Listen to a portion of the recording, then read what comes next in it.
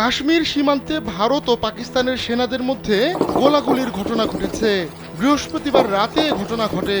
সেখানে এখন তীব্র উত্তেজনা বিরাজ করছে। ভারতের অভ্যন্তরীণ সামরিক সূত্রের বরাতে এ তথ্য জানিয়েছে এনডিটিভি। ভারতীয় সামরিক সূত্র জানায়, বৃহস্পতিবার রাতে জম্মু ও কাশ্মীরের নিয়ন্ত্রণ রেখা বরাবর পাকিস্তানি সেনারা কিছু ভারতীয় চৌকিতে গুলি চালায়। ফলে ভারতীয় সেনাবাহিনীও পাল্টা গুলি চালায়। সূত্রটি আরও জানায়, ভারতের নিরাপত্তা বাহিনী সঙ্গে সঙ্গে পাকিস্তান সেনাবাহিনীকে কার্যকরভাবে জবাব দিয়েছে। পাকিস্তানি বাহিনী ছোট অস্ত্র ব্যবহার করে গুলি করেছিল। এ গুলি বিনিময়ে কোনো হতাহতের ঘটনা ঘটেনি।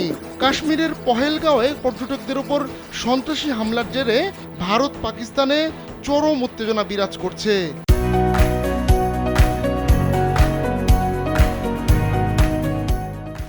এর মধ্যেই সীমান্তে গোলাগুলির ঘটনা ঘটল। এতে দুই প্রতিবেশীর মধ্যে নতুন সংকট তৈরির শঙ্কা দেখা দিয়েছে।